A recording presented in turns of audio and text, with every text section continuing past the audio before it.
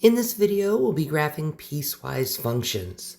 As the name suggests, piecewise functions are made up of pieces of other functions.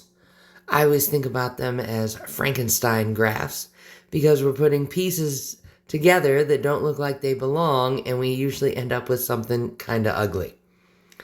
So let's graph the piecewise function, then we'll state the domain and range in interval notation. We'll state intervals on which the function is increasing, decreasing, or constant. We'll determine whether the function is continuous, and if it's not continuous, we'll state any points of discontinuity.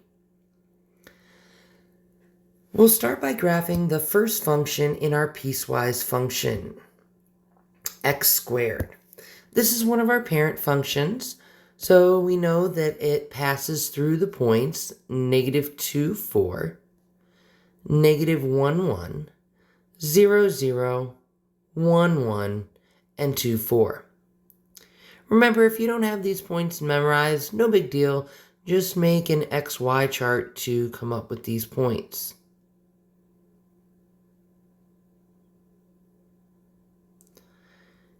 And there's our graph of x squared. But we don't want the whole thing. We only want a piece of it. And the piece we want of this graph is told to us in our piecewise function. We only want the piece where x is less than or equal to -1. So right here is where x is equal to -1. We want to keep only the piece of this graph where x is less than or equal to -1. So the less than side is to the left. So we're going to erase this right side of the graph and just keep the part that's to the left of x equals -1. Before we move on to our next piece, we need to determine whether we're using an open or a closed circle at the end of this piece. To make that determination, we turn back to the inequality symbol. Since it is less than or equal to, that means we want to include the endpoint and indicate that with a closed circle. I always like to make it big and obvious that that's an open circle. And then we move on to our next piece. Our next function is x to the third. Another one of our parent functions. Now, when I graph piecewise functions, I'd like to do each piece in a different color just so I can see the different pieces, but it's all one graph when we get to the end. So plotting our points for x to the third, it passes through the points -2, -8, -1, -1, 0, 0, 1, 1, and 2, 8. We draw in our graph.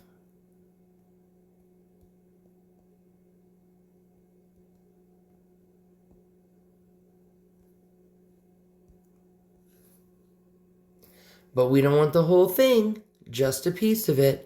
And the piece we want is the piece where x is in between -1 and +1. So here's where x is -1, and here's where x is +1. And we want to keep only the piece of x to the third that is in between -1 and +1. So we're going to erase this part to the left and this part to the right and only keep the piece in the middle. Before we move on to the next piece, we need to decide whether we're using open or closed circles on the ends of this blue graph. So back to our inequality symbol, you'll notice that they are both strict inequalities, meaning that we're not including x equals -1 or x equals +1, and we'll indicate that on our graph by putting open circles. So again, I like to make them big and obvious so I can clearly see that is an open circle.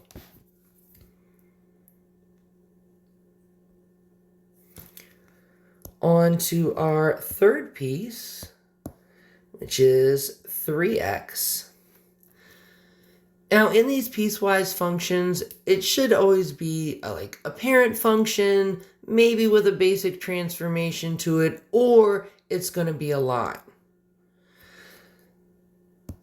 And sometimes students have more trouble with the lines than the parent functions because parent functions are fresher in our mind than graphing lines. So it can be helpful to take this out of this piecewise notation and just write y equals 3x. I think that makes it more obvious to us that this is a line. And thinking about it in slope-intercept form, this is y equals 3x plus 0. So we have a slope of 3 and a y-intercept of 0, 0. So let's draw that in. Y-intercept 0, 0. And then a slope of 3. So we're going to go up 3 to the right 1. Up 3 to the right 1. And now I'm going to draw in my line.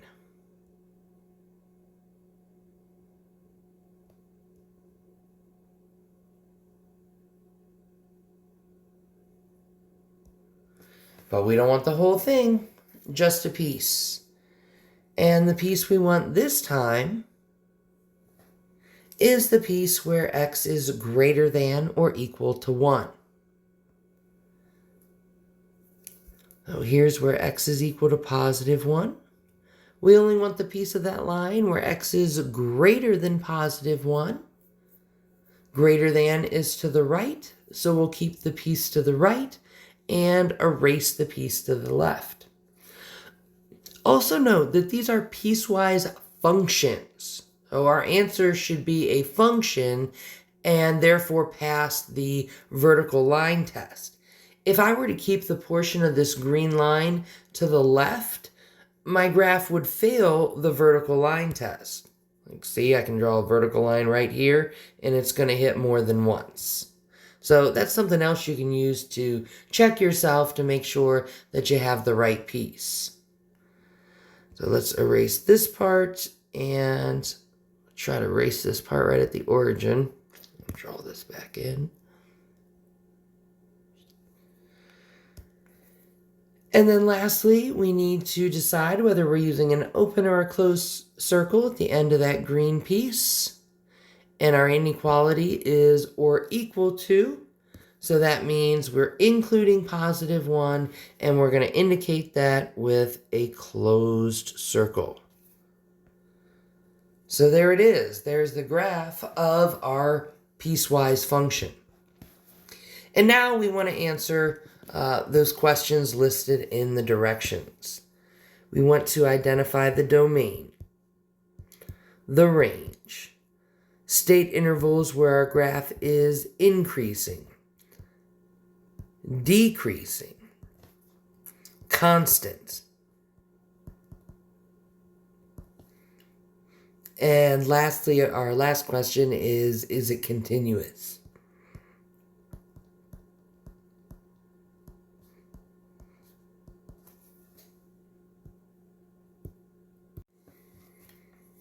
So finding the domain, I always start by looking to see if I have an arrow pointing to the left. Because if I do, then that tells me my domain starts at negative infinity. And this red arrow here, as it's pointing up, it's also creeping to the left.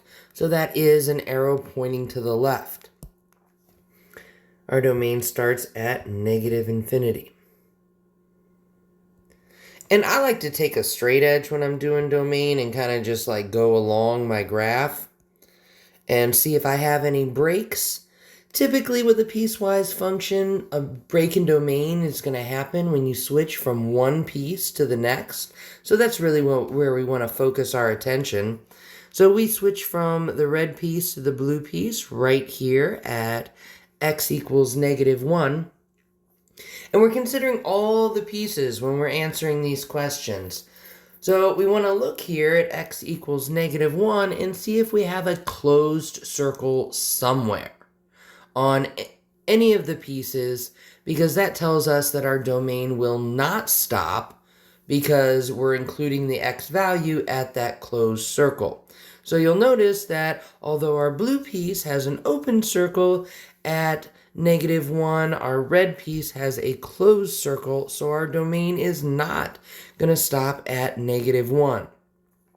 So then we proceed to the right, and again, we typically want to look where we're switching from one piece to the next. That's where a possible break in our domain is going to be. And here again at +1, although there's an open circle on the blue piece, there is a closed circle on the green piece, so our domain is not going to break there either.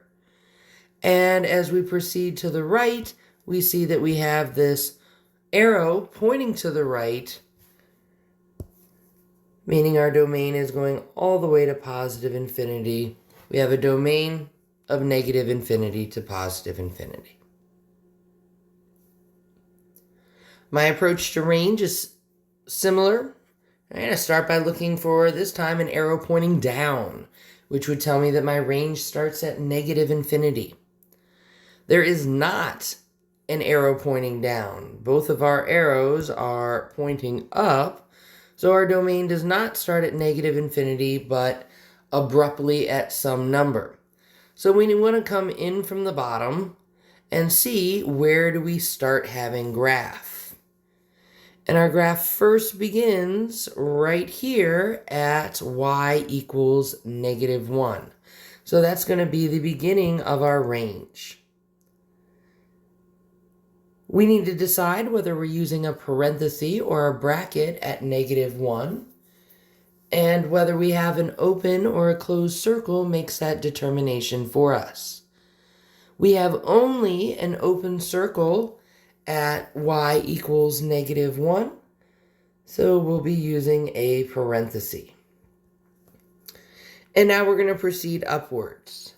And just like with domain, potential breaks in the range typically happen when we switch from one piece to the next. So that happens right here at y equals +1. And we just need a closed circle somewhere on one of the pieces to tell us that our range isn't going to break at that y value. Although our blue piece has an open circle, our red piece has a closed circle. So we are not going to stop our range at y equals +1. Last possible place that we might have an issue, right, is where this green one comes into play. So I'm looking, and in fact we have double closed circle, because a solid line is made up of an infinite number of closed circles. So we have a closed circle for both the red and the green. Our range is not going to stop, and then we have arrows pointing up, taking us all the way to +infinity.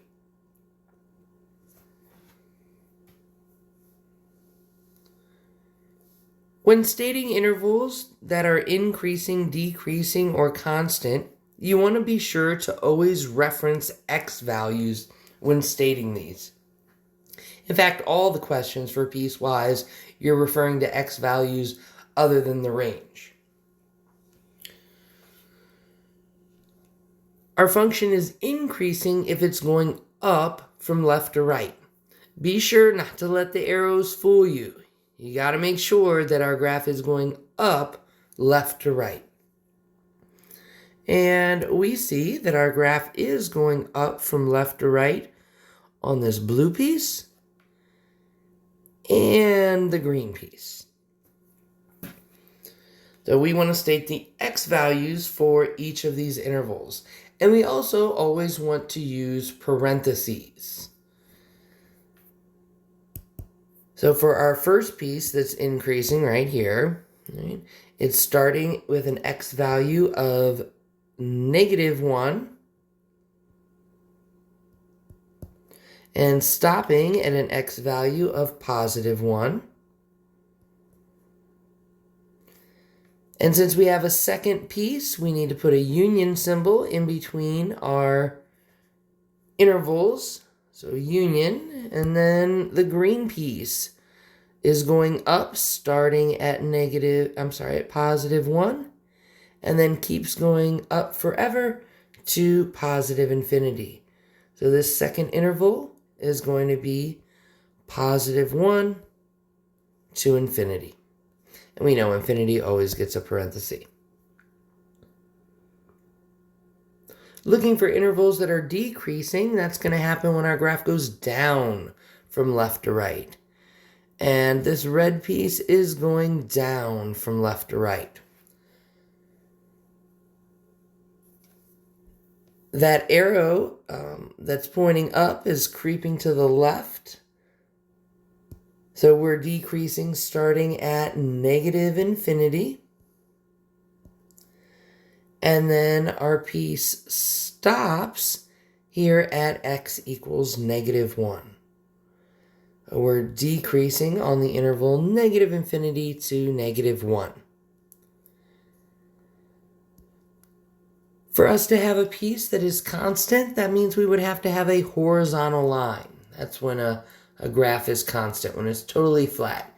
And we do not have a piece that is a horizontal line, so there are no intervals where our graph is constant. Lastly, we want to determine if our graph is continuous, which means that there are no holes or gaps or breaks or jumps in our graph, that we would be able to retrace it without ever picking up our pencil. Well, that is not the case with this graph. If we were retracing it, we'd have to pick up our pencil to jump from the red piece to the blue piece, and then the blue piece back to the green piece. So this is not continuous, and in fact, it's discontinuous at 2 spots.